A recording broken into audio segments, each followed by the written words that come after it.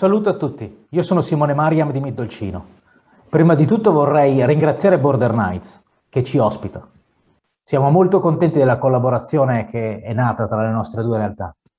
Inoltre vorrei brevemente ricordarvi l'intento, la missione del nostro sito, che è quella di fornire al nostro pubblico informazioni accurate e analisi sulla realtà, e anche quella di fare interviste a persone molto importanti, a persone importanti che possono in qualche modo spiegarci cosa sta succedendo nel mondo in questo momento. Abbiamo creato questo blog perché amiamo la libertà e amiamo il nostro paese. Oggi, insieme a Kathleen, presenza immancabile e preziosa, ho l'onore e la fortuna di presentarvi un ospite molto speciale, il dottor Peter Breggin. Il dottor Breggin è uno psichiatra molto famoso, formatosi ad Harvard, ed è ex consulente del National Institute of Mental Health. Ha partecipato a oltre 100 processi in qualità di consulente psichiatrico per la FDA e per altre agenzie federali. Ha pubblicato più di 20 libri di medicina e non solo, e ha all'attivo 70 pubblicazioni scientifiche peer review. Il dottor Breggin ha scritto insieme alla moglie Ginger il suo ultimo libro, COVID-19 and the Global Predators, We Are the Prey. In questo suo lavoro ci parla delle dinamiche di potere che sono dietro alla pandemia. Comunque troverete tutte le informazioni a riguardo sul nostro blog. Hello, Dr. Breggin, and welcome to our program. It's a great honor to have you speak with us today. How are you? Pleased to be able to talk to the Italian people. This is the first time I've had a call and done a show from Italy, I believe. So this is a great honor for me too. Great, fantastic. Well, we're very honored to have you, Dr. Breggin. Well, let's get right into your new book, COVID-19 and the Global Predators, We Are the Prey. I read half of it, and it's a long book, about 600 pages or so. And I found it fascinating. It reads like a true thriller, mystery type of book. It's not a technical book. And it was easy to understand, even with the wealth of information it contained. So what made you write the book? Well, there were two events early on. You know, my entire history has been that of being the conscience of psychiatry. I've always been a critic of biological psychiatry, diagnosing people, drugging people, shocking people.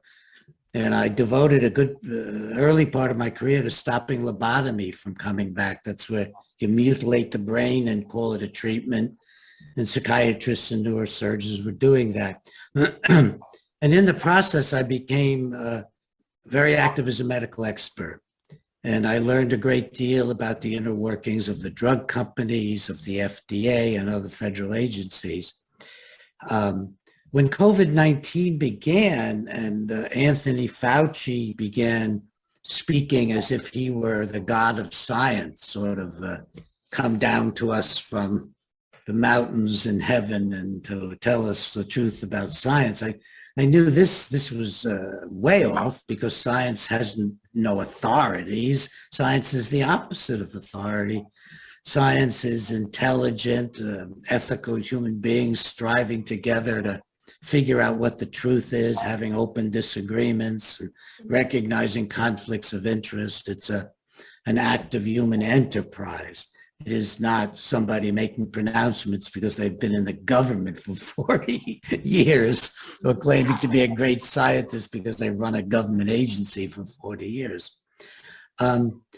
But we were nervous about taking on something new. We've experienced very heavy attacks in the 1990s for taking on the drug companies, just the threats of every kind, actions of every kind. And we also thought, you know, I'm a mature man now. I'm at the start, I was 84 years old. I'm now 85 years old. And it just seemed like a lot to do. And then two things happened that changed our minds. One was that Ginger, who's a really good researcher, found a paper that was published in 2015 that nobody was talking about. And in the paper, it turned out that the United States, working with the Chinese Communist Party, that is China, and it's important for people to understand that if you are working with China, you are working with the Chinese Communist Party. People don't necessarily get this.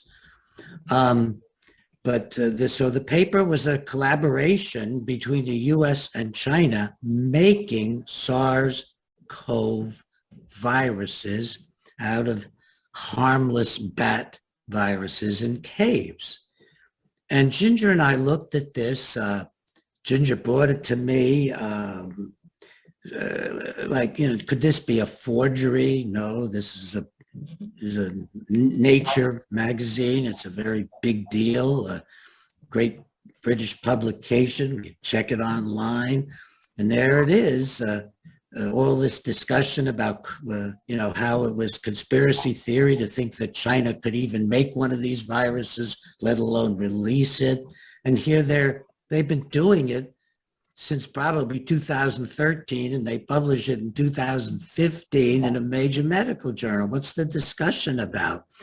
They're working with multiple SARS-CoV viruses that they have made, and in a collaborative effort, and they even, one of the papers in 2016, the Americans thanked the Chinese for sending them the latest spike protein to attach to the harmless coronavirus so that it can attach to human cells and into mice who have been, we call them Frankenstein mice, Franken mice that have human receptors, ACE2 receptors in their lungs. And we were struck first that it was all there, right in the journals, and nobody, no journals, no scientists, nobody was talking about this paper. No politician, nobody. That was incredible, and that it was being ignored in the great controversy about where the virus come from nature. I mean, we're making them in a lab, and then that we were doing it with the Chinese. And I asked, actually, I was on a group in Europe, and I asked them, I said, this is terrible. America was making viruses, these poisonous viruses, toxic viruses, very similar to the one that was released. I was aghast at this, and the Europeans said to me, why, you think you're superior to the Chinese? These were colleagues in Europe, educated people who could see no moral distinction between China and the United States, didn't trust the US any more than China. I began to think, this is a twisted world. Then I found out that actually the American intellectuals thought the same way. They're thinking, oh, so what, America, China? And I began to be educated, Ginger and I, in a most frightening way. To me, it was treason. Anthony Fauci was committing treason because he is helping the Chinese communists build various kinds of biological weapons. Later on, we would learn more and more about a history of this. And so we knew somebody, we knew people who could get this information to Donald Trump. So we put up a video, got 40,000 hits, I think, within a day or two. And we did a blog, and all of this around April 14th, 15th, 2020. And 3 days later, Trump canceled the American collaboration with China. He just took it from Fauci right off under him. And that made us think, hey, we can accomplish something. My goodness gracious. We get into the field and we're having this effect. We never imagined that. And what we didn't quite grasp at the time was Fauci isn't stopped that easily. You don't just take your stuff away from him. Obama had tried to do it too, and it didn't stop Fauci. In fact, what Fauci was publishing was specifically not allowed under a moratorium from President Obama on gain of function, which is the making of the harmless viruses into deadly ones. Gain of function should be gain of lethal function. And so we began to get involved, and it became clear that Trump had not stopped the American gain of function research. And furthermore, that Fauci wasn't being stopped from what he wanted. He just did what he wanted to do. with a huge support from a variety of places. So, and then I'll just give you one more connection and take a breath. And that is that we then started tracing Fauci, and it's like a cliche in America that Bill Gates, runs the world. So we were very cautious about this. But the first thing we found was that Fauci, since 2010 at least, that's 10 years earlier than the outbreak, was on a committee, only 5 or 6 international elite, including from China, on the vaccine committee for Bill and Melinda Gates' foundation. In other words, he was a partner, an associate, an advisor going all the way back to Bill Gates. And then we saw Bill Gates saying, well, I don't talk to the president much anymore, but I talk to Anthony Fauci and I talk to the head of NIH. So that began for us, what has been a wild trip, culminating in finding, and I don't know why no one else found this, but this is something I just, maybe God's hand tapping my fingers on the keyboard, but I came up with Bill Gates's preliminary business plan for the next pandemic, published for themselves in 2016. So this whole thing has been unraveling a complex plan between Bill Gates, the World Health Organization, the Communist Chinese Party, and so on. All of these players are involved. How's that for a tour de force? Yeah, that's amazing. Just a little bit of a sidetrack, just going back to the pandemic. I mean, the world governments responded to this pandemic, not with assurance, but with fear all over the world. Why is that? Why did they do that? Well, there's many different things coming together, obviously, since this has been lockstep the same throughout the world, at least the Western world, anywhere where they had governments they could easily manipulate. And public health, the profession of public health has a long history of using fear to control populations. And Ginger came up with a series of scientific articles where they call this fear appeal. What an odd combination of words. Fear appeal. We appeal to you by terrorizing you. So this has been a public health approach for a long time. And if you read the public health literature, there is no concern for individual rights, democratic processes, judicial review. Built into the public health culture is the idea that we decide what's right and then everybody should do it. And that's Anthony Fauci to a T. I mean, that's exactly who Anthony Fauci is. And the other part was that from early on, it was determined that the people had to be terrorized in order to create a world governance. And the first big thing they tried was global warming. They really pushed global warming, and Bill Gates was in on global warming and warning about the end of the world and how if either the human population didn't decline or we didn't stop producing various gases and so on, the world was going to come to an end. Global warming was going to destroy the world. It's actually ice ages that have destroyed ongoing activities in the world and frozen us out. And then the world has always historically over, literally millions of years responded to the warming and grown and gotten green, and then comes the ice age. And that's just the simple common sense that nobody talks about, just to throw out one piece of common sense on this whole subject. But from the beginning, they were trying global warming, and it just kept fizzling. They've been able to get a certain amount of people, and of course China, which does not ever plan to obey anything from the world governance, they say, oh, we'll do it because they're not going to do it, and they know America will try, and it destroys the Western democracies while China keeps being the world's greatest polluter. But it wasn't enough.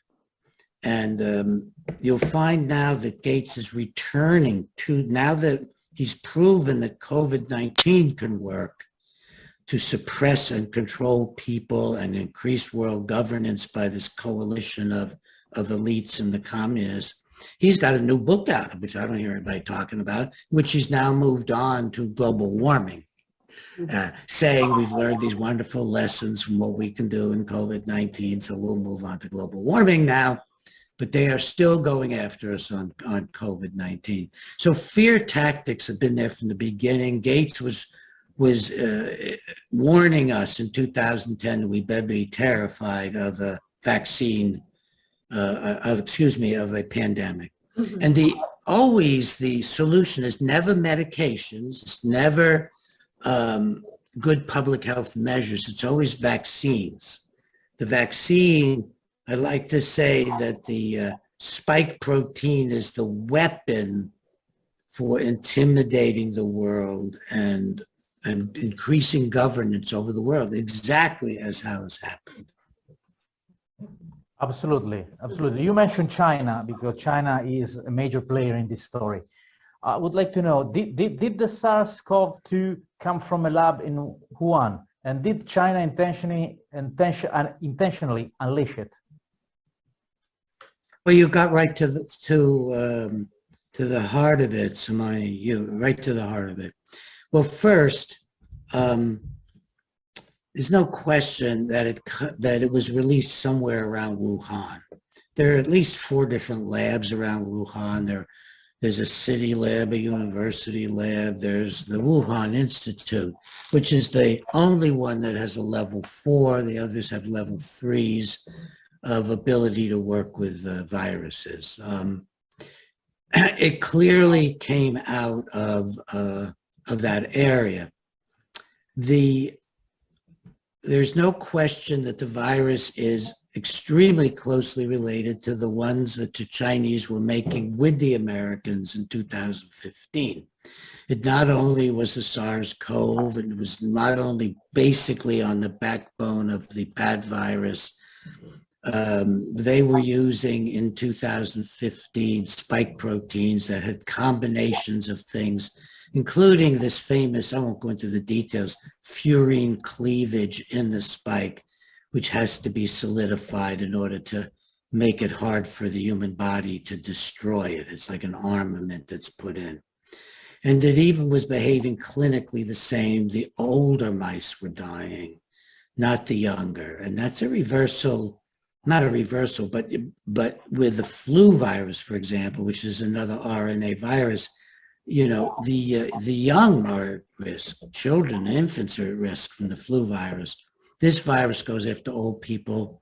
It was resistant to treatment. So all of this was in the lab. So the virus, very similar. Now, one of the more amazing things that's not been covered here, there is a wonderful Chinese scientist named Li Ming, Li-MENG, Li Ming Yan, Y-A-N, Dr. Yan. I've gotten to know Dr. Yan very well. She fled China to tell us in America that the virus was not only intentionally released as an experiment in biowarfare, it was then used as a methodology of biowarfare, knowing the harm to the U.S. could be much, much greater than the harm to China.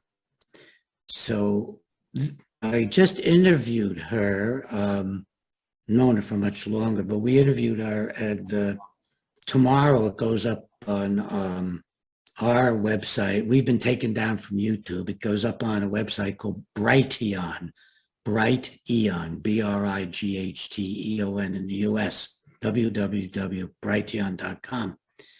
And this is what her conclusions were working in China. She fled China about 2 years ago. She was working in a virology lab in Hong Kong.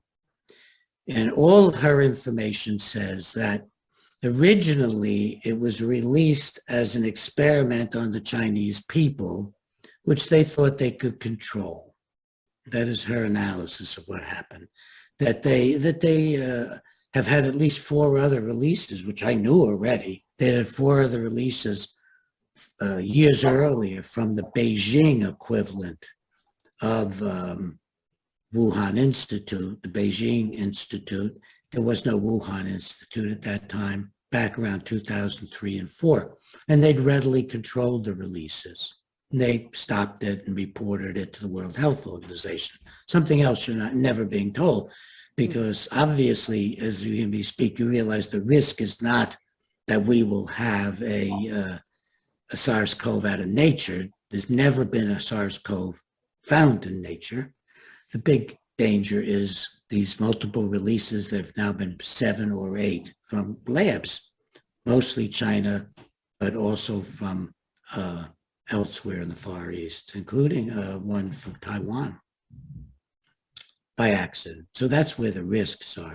Fauci wants us to change our whole way of life to prevent our tinkering with nature and causing these viruses to be released, when Fauci is the one tampering with nature in labs and causing these viruses to be released. So it's a tragic situation. So what she believes is that the intentional experiment got out of control, and then they decided to make the most out of this and to do exactly what they did, which was to use it as what's called an unrestricted weapon of war. Unrestricted means it's an undeclared war. It means that the war is not governed by ordinary ethics or by any wartime standards.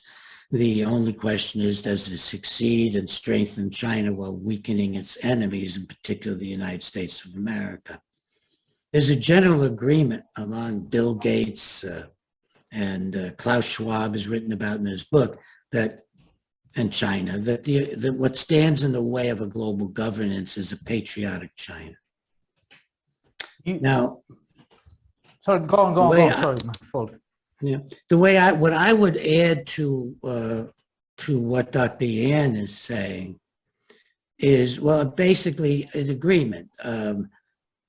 It looks to me like the Chinese released it purposely, what she's saying, but not initially as a weapon. They were testing it in the area and it got out of hand.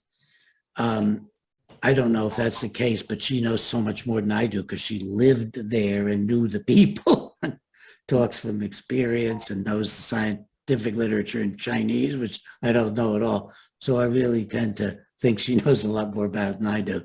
And she's an amazing human being.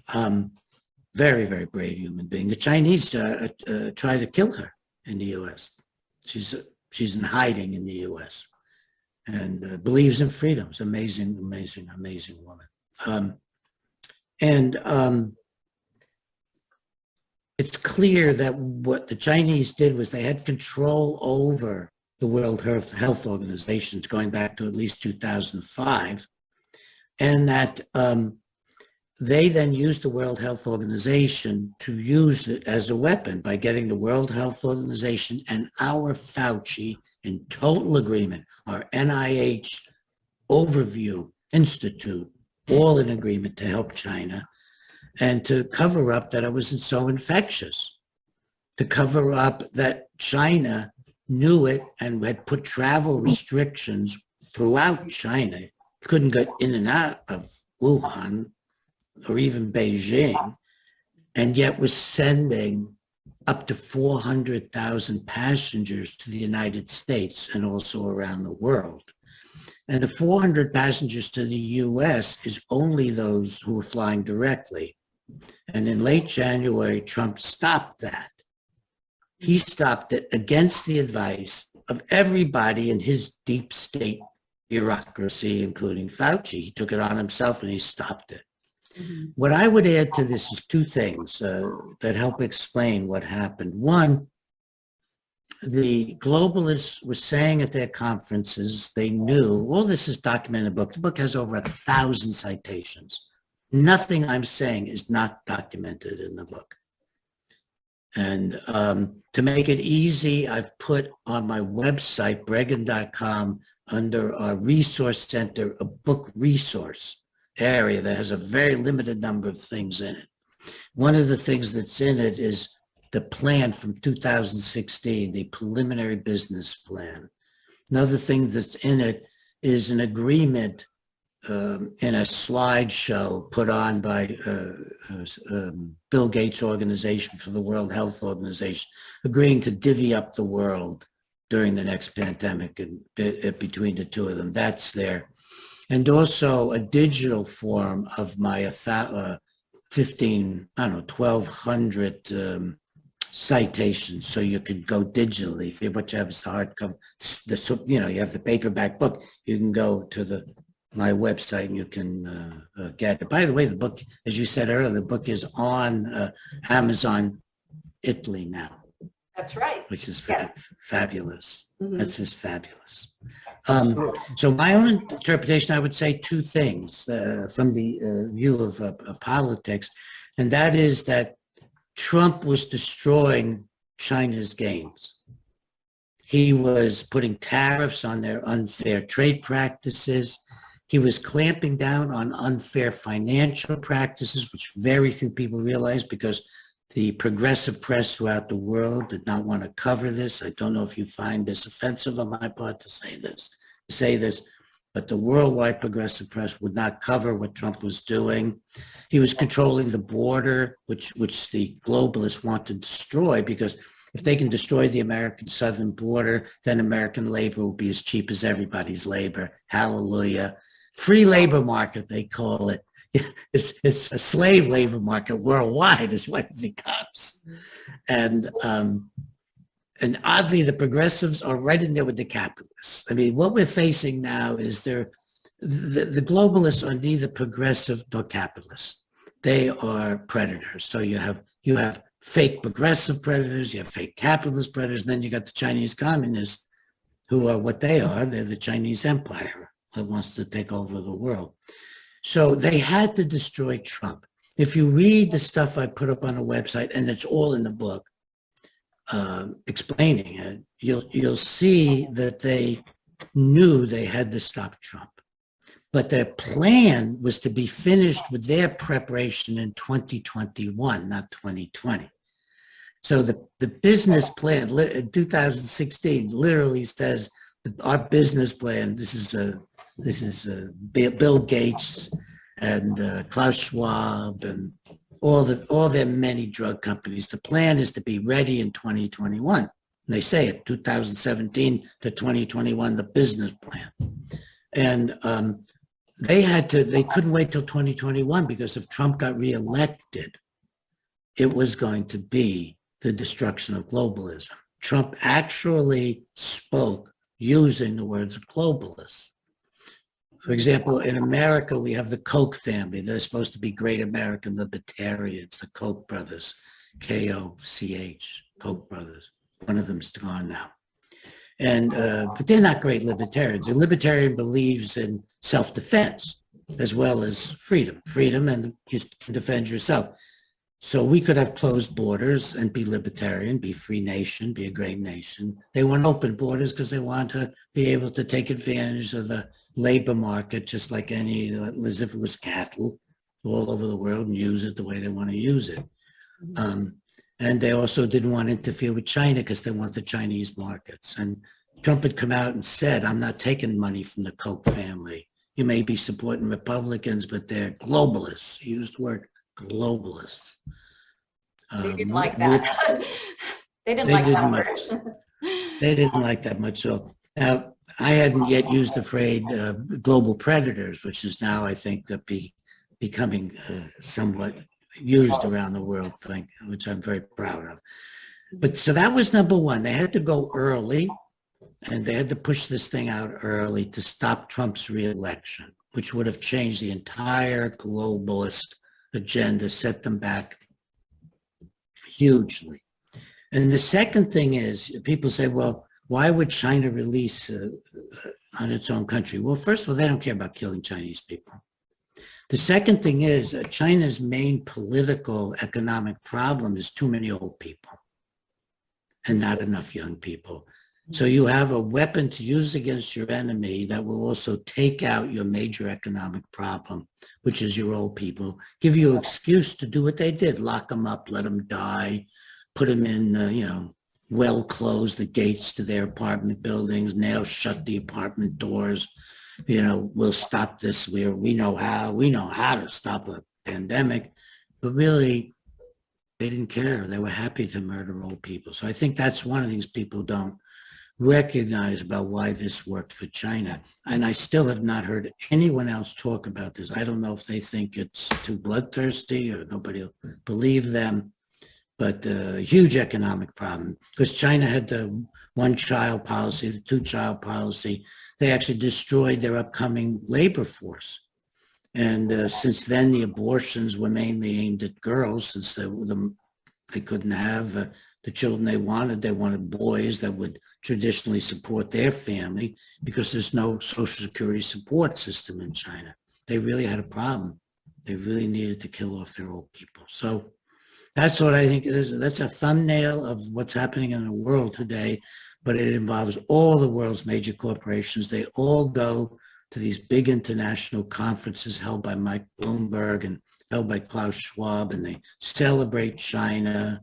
They co-conference with the Chinese communists. It's an unbelievable situation going on, which we had no expectation of. We didn't even know there were probably a dozen good books on what China's doing in its hidden war against the rest of the world. We didn't know about that until we just tracked it through looking at Anthony Fauci and looking. I'll take a deep breath. I'm talking a lot here. Okay. All right. Well, yeah, because when people, like you said, invest in China, they don't think they're investing with the Communist Party, but that's exactly what they're doing, any type of investment. Yeah. And Simone was going to kind of continue on with a couple questions. Yeah, if you're ready. You described very accurately the scenario that's unveiling in front of our eyes, And you mentioned like Klaus Schwab, Bill Gates, and other major players in this game. Let me define it. Game. Who are these global predators that you're talking in your book? Who are they, and what are their intentions? Well, I've already given you a general outline, and then if you think about the World Health Organization, it controls, in part because Bill Gates has bought the control, they control a lot of what happens in each nation's major health agency. So the World Health Organization says this, and then it happens. For example, in our country, the social media, including YouTube, which is extraordinarily important, takes down anything, removes a website if it is giving information that it contradicts the World Health Organization. And that's because that YouTube is one of the world predators. It's tied in ultimately with all the other billionaires.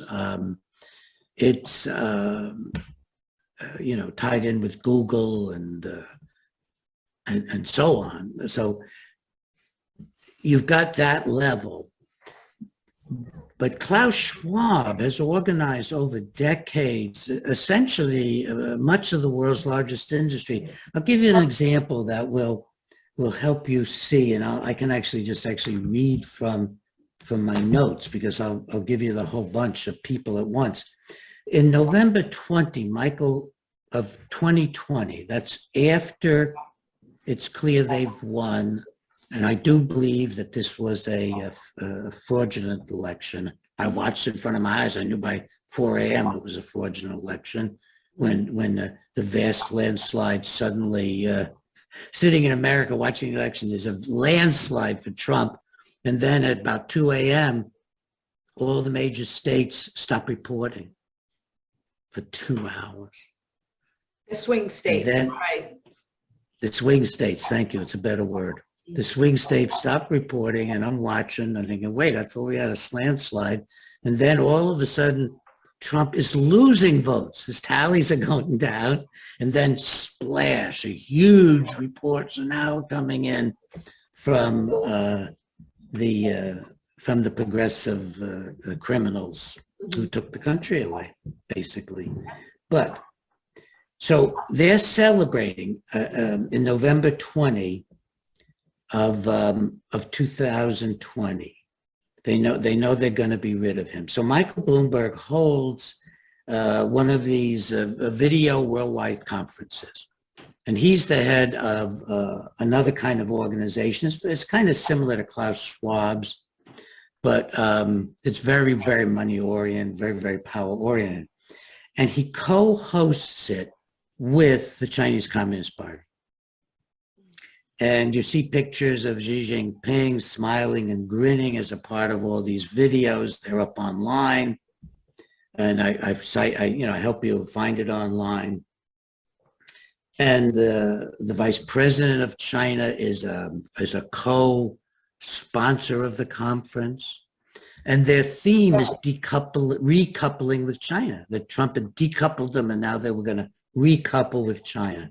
So who's in on wanting to recouple with China? And I'll just go through some of the folks who were there.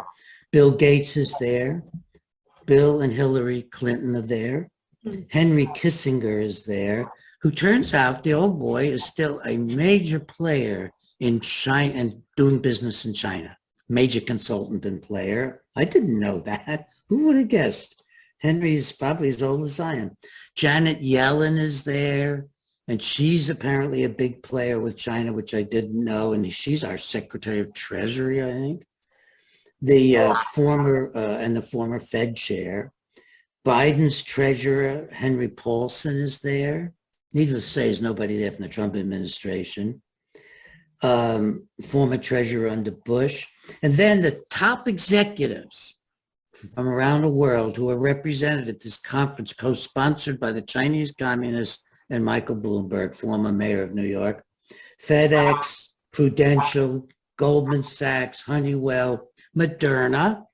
That's a favorite. Pfizer and Moderna are favorites of Bill Gates. Bill Gates announced that he was working with Pfizer in 2016, making RNA and DNA vaccines.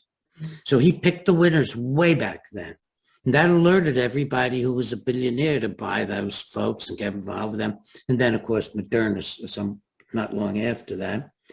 The Prime Minister of India was there. Tony Blair was there, former Prime Minister of Great Britain. King Hussein threw in his 2 bits. The banks of England, the Reserve Bank of India, Credit Suisse, the Swiss people, that is, the People's Bank of China. And then they had a special thing. It was a wonder to behold. They had a special final day conference of the global predators working directly with COVID-19. They had a special get-together of Bill Gates, Moderna, the head of Moderna, Tedros from WHO, were all there, and Peter Daszak, who's really an international criminal, who was actually funneling money, legally funneling money from the institute run by Fauci to his institute, which is called EcoHealth Alliance, to the Wuhan Institute. This is all established stuff. It's not undercover, not advertised, but they're open grants. And so he's then used by China and WHO and by the most important journal, well, the oldest journal in the world, out of Great Britain, Lancet. They used Peter Daszak to prove that China didn't release it when he's been funding the Chinese communists making the damn thing. That's how all the involutions. So that's how the conference ended, with all these folks involved. And the WHO connections go back a long way. I don't need to get to those. I think I'm giving you enough names to show you that it's basically the wealth of the world.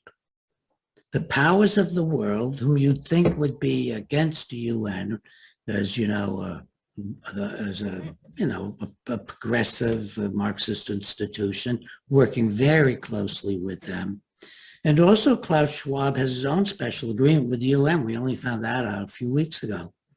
That about, this is the only fact I'm giving you without an exact date, but maybe 2019, Schwab has a special agreement with the UN.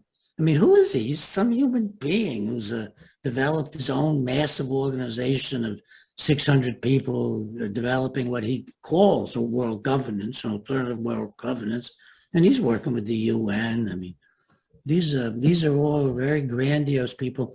Incidentally, none of them, now I know I'm talking to Europe and I know how secular you all are.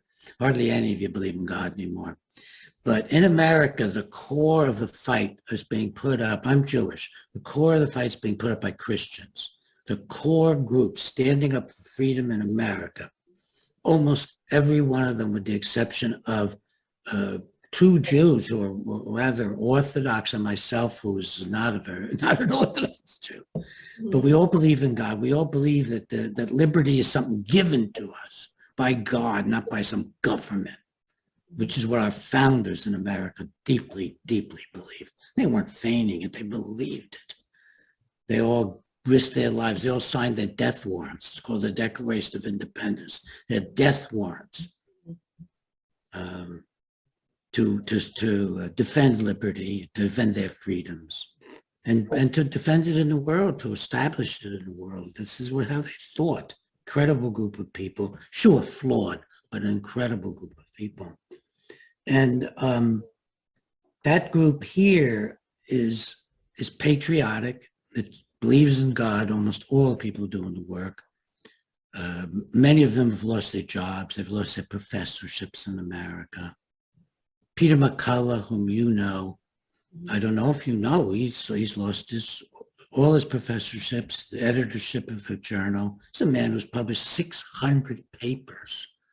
And now he's the top researcher in COVID-19 and treatment. So the fight's going on in America by this group of people I'm very proud to be a part of. I'm a very active part of it.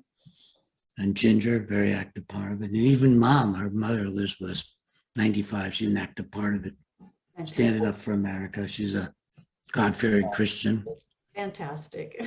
So, but what you find if you look at the globalists, and I brought this up because I know in speaking to Europe that there's a very different view of America and of religion. All these globalists, none of them ever speak of a higher power than them. Never. A higher power than me, Bill Gates, Fauci, Tedros, the UN, Communist China. People don't know this. They have an official religion. It's atheism. It's their religion. It's atheism. Call that a religion. What is that? I said they call that a religion. Yeah, and it is. It's their anti-religion religion. So. It's another faith. I mean, there's no scientific proof of religion. It's another faith. And none of them are patriotic to their own countries. Not even the communists. Communism has never been patriotic. Stalin was a worse mass murderer than Hitler in terms of numbers. Mao probably outdid all of them. So none of them are patriotic or loving toward their own country or their own people. And they all share this in common, this grandiose remoteness from people where we're numbers to be plugged and unplugged, and really nothing more than maybe we're vermin. I don't know, but we certainly don't matter. No, what matters is their power, their glory. Yeah, we're dispensable. Very dispensable. Yeah. Well, you seem very positive to what I'm saying, and that's both of you, and I'm very grateful for that. I really deeply appreciate what I'm getting as an appreciation of what Ginger and I have put together. Oh, absolutely. And if Simone, do you have another question, or we'll just? No, you can move on. You can go on. Okay. Don't worry. Well, for the last question, I mean, what must we do to stop this new normal and take back our freedoms in our countries? You talked about, the Christians are being involved and the patriots that are doing this, but what more? In countries like Italy too, can we? Let me address Europe. because I have worked with a lot of European people in the mental health area. Been to Italy, but it was a long time ago. I got shouted down by communists in, I think, 1985. Oh, And it was very hard because they were shouting me down in Italian. And I was actually talking about something I thought we all had agreement on. I wrote one of the very first papers on the mass murder of mental patients by psychiatrists. And one of the very first in the English language in America, although there had been a good book or two. But I wrote a scientific paper, it was published in a scientific journal, International Journal of Risk and Safety in Medicine, which is a European journal. I'm on the editorial board there. And they were shouting me down as being a capitalist, and what I thought I was talking about was the murder of mental patients by the Germans, and that it was a prelude to the Holocaust that came first. So we Americans love Italy. I mean, I have friends who wish they could go live in Italy. Italians are warm and loving and caring, and they believe in community. But I think what we need a revival of a belief in something higher than just government. I think unless you have the strength of a belief that you are moved deeply by a commitment to something large, you won't sign your own death warrant. My book is a signed death warrant. The Declaration of Independence was a signed death warrant. And you have to be willing to lose your professorship. You have to be willing to lose everything you have, because they want to take everything. One of Klaus Schwab's stated mottos is, you will have no property, you will be happy. Well, if you don't have any property, who has it? Somebody has it. Klaus has it. And of course, they're a bunch of fools too. I'd like to address the global elite who think they're going to take over the world. Hey, dummies, you weaken America enough, China takes over, you'll be sardines in a can. They'll pluck you at will. Mm-hmm. You fools, they're fools. Bill Gates, you think Xi Jinping is going to let you do what you want? I mean, look what he did to Jack Ma for maybe saying something that indicated he had his own opinion about something. They disappeared him for months. I don't know if he's reappeared yet. Jack Ma, folks, the head of one of the largest Chinese firms, and supposedly independent Chinese firm, and they just plucked him out. So that's what's happened to all of you. I mean, we need to fight. You need to close your borders. You need to say the Italian culture matters, the German culture matters. We need to be strong. We need to be independent. We can't just meld into some EU glob. We have to have pride in ourselves. We have to not allow people who don't believe in our culture to come in by intolerance. And then people say, oh, look at you, you're not an egalitarian. You don't think the Muslims are as great as we are. Oh, I think that, I've had Muslims in my practice. Great people. Their government, predatory. Their governments are predatory.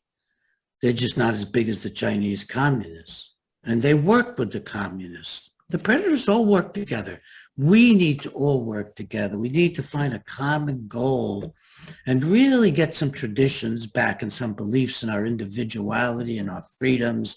And that Western civilization has something special to offer the world. My God, Europe, you're giving up Western civilization. You really, really are. Merkel, she's selling, she just sold you out, guys. And I've never addressed these issues before. I talk about them with my friends, but I was just horrified when I tried to explain to Europeans that we were we were helping the Chinese develop bioweapons. Why, you think you're better than the Chinese? Yes, we are better than the Chinese. Not the Chinese people, but the Chinese communists, the Russian communists, the North Korean communists, the Cuban communists, and all the other communists. The Western world is better. Get it straight. We're going to be gone. We'll disappear in 5 years if we don't do something. We have to find our courage, our determination. I don't see any other solution. In America, I say we have to become refounders of America. You have to become refounders, I believe, of your own nations, your own beliefs, cultures. And, you know, the Pope is sold out to China. I don't know how much you hear about that, but the Pope has allowed the Chinese to select the bishops in China. That's never been done before. The Pope's an extreme leftist. And of course, what has China given them? Money, so they can pay off their debts for the child abuse lawsuits. Come on, guys. You know, Catholic Church needs to redeem itself. We really need to start believing in ethics again, and morals, and human freedom and responsibility. Things that make many Americans cringe have been making Europeans cringe for even maybe longer, because a lot of this stuff came to us from Europe. Not that we aren't totally responsible for adopting it. Mm-hmm. So, but how's that for a mini sermon I didn't expect to ever give in my whole life? It's a first. Yeah. Simone, you being Italian, how do you respond? How do you respond? Yeah, it's really appreciated what you just said, and I think we need to refound our country. When you said that, I was desperately thinking about my country, Italy. You know, it's completely our institutions. I believe in the power of the institutions. My problem is the people who are in the institutions. That's the problem, you know. Because they don't have they don't have any culture, they don't have any care about their own country, their own people, and the wealth of their own nation. So that's a big problem. And we, as a civil society, we need to stand up and refund our country and work together. Absolutely, I'm with you, in order to build up a network of people that are working, patriots all over the world, you know, that are working for the good of their own nation. Yeah, I do really agree with you, what you're saying. Well, I'll be happy to address Europe about this. Anytime anybody wants to get in touch with me, this is what our lives are now. This is what we're doing. And maybe we need to I hadn't thought of this before, but maybe the movement we need to identify it as refounding our nations, our Western nations, refounding our Western nations. Maybe we could invent it today. I'm not sure what we do with it. Refounding our Western nations. That's your next book. Well, maybe it's an organization of some kind. Refounding our Western nations. Mm-hmm. Absolutely. Well, thank you so much for taking the time to be with us today. We really appreciate your medical expertise and also your fearless courage in exposing the lies about these injections and the people behind it, the predators. You really are a true hero, and thank you for that. And so just closing, where can our viewers find more information about you and in your new book? Can I take 2 minutes and address the vaccinations then, because you brought it up? Absolutely. And then I'll address myself and our work. The only hope in terms of, first of all, coronaviruses are simply not as dangerous and damaging as is being portrayed. You have great articles and books coming out in Germany on that, in addition to my book and other books and articles. The coronaviruses, you can't make a decent vaccination for them. I wrote this in 2020, mid-2020, just from the scientific literature, because they mutate like crazy. So when you build a vaccine, all you're doing is encouraging other mutations to take off. So in many ways, some of the mutations we're getting now are the result of the vaccination. Because it stumped on the prevailing coronaviruses and enabled the others to grow. But they tend to become weaker, because the way a virus survives is by being less able to kill people, not more able. Ebola can't get going around the world because it kills too many people. It destroys its own house it lives in, its host, and furthermore, it identifies itself and by the deathly effects. So the coronavirus is not a worldwide threat. Forget it. These viruses are almost utterly harmless to children. They do very little harm to people under age 55. And you have to kind of get to be my age, 85, to be at the average age of death from these things.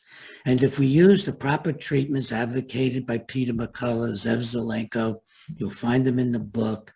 You'll find how to get in touch with these people, how to get good early treatments by email. And I'm trying to remember. I mean, you can actually go to an organization where Peter McCullough is the medical director, truthforhealth.org, truthforhealth.org in the US, and you'll get direct access to the early treatments. And I do believe you could call from anywhere in the world and to these doctors who may even be around the world, but they're certainly in America. And what we really need is herd immunity or community immunity.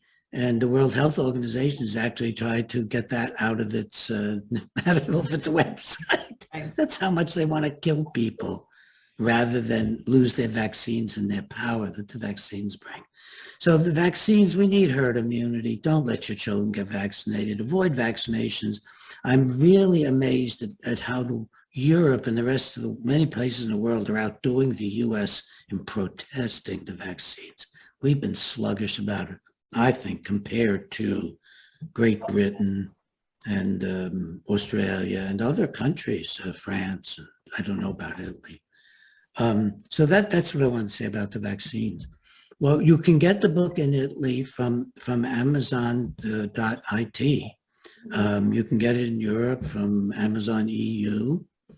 If you're in Canada or the US, you can get it at a less expensive price because we will handle it directly, but only we don't have the capacity yet to print in the rest of the world, but we can get the printed books to Canada and in the US, and you can get them cheaper through us. And for that you can go directly to wearetheprey.com, www.wearetheprey.com. Our website for me and Ginger is breggin.com, www.breggin.com, BREGGIN. We have a lot about psychiatry there, about my 20 other books and lots of things, but we also have a dedicated section, the Coronavirus Resource Center. We've tried to organize it well. We keep it up to date. To stay in touch with Peter Breggin and Ginger Breggin worldwide, the best way to just stay in touch is to get our free frequent alerts. So go to breggin.com, sign up for our free frequent alerts. They just pop around the world at the speed of light, and you'll find on it Ginger has just developed a really enthusiastic newsletter, which you can get for free, again, and it's going to give you positive news from around the world. And we consider huge demonstrations to be very positive news. Mm-hmm. You'll find out about people who are standing up for freedom around the world. Breggin.com, free frequent alerts. I'm trying to think of what Ginger would say I'm leaving out. I think You're I'm covering Facebook and Twitter as well, I believe. Yeah, we're off of YouTube. So go to Brighteon.com, Brighteon, BRIGHTEON, and all of our new stuff. Not all of our stuff is back up yet, but all of our new stuff is coming out on Brighteon, as well as on the other places. Oh, and a really amazing thing, I can announce this, starting this past Monday, I am now going to be every first and third Monday of the month, and some other times as well. I'm going to be on Mike Lindell's TV.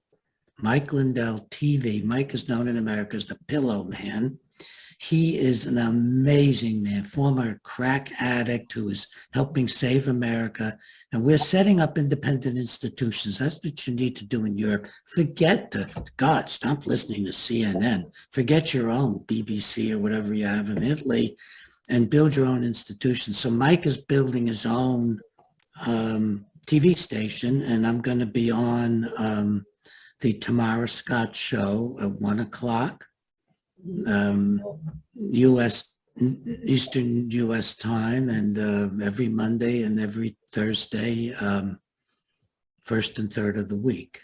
I'm sorry, I'm getting tired and showing how old I am. Every Monday, every first and third Monday of the month, every first Monday of the month, not Thursday.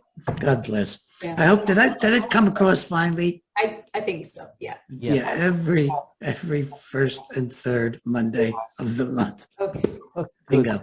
So listen, I'm living proof that nobody's too old to get in this fight. Absolutely. Nobody's too old Absolutely. if you have the belief and the energy. Like, yeah. And yes, we are also on those other things, Gingerdaism. What do you call them? Facebook and Twitter, at least for the time being. Okay, perfect. We'll make a note of that Absolutely. with this video. Dr. Breggin, I would like just to tell you that our channel is at your disposal, and you will be always welcome here with us. So you have our support 100%. That's wonderful. Oh, that's the other thing I can tell you. This will be my signature ending. Folks, you're going to meet wonderful people when you get in the fight. You're lonely right now. And those of you who really believe in freedom, you're really lonely in Europe and America right now.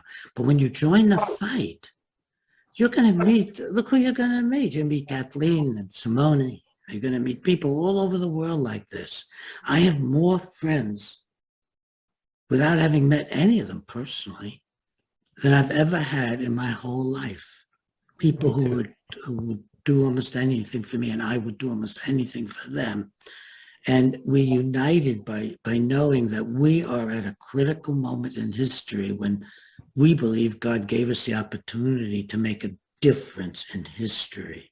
The refounding of Western civilization, the refounding of Western nations, however we all work it out together, something along those lines. Be a refounder. Absolutely. Absolutely. I fully Thank agree with you. you. Thank you very much. Thank you.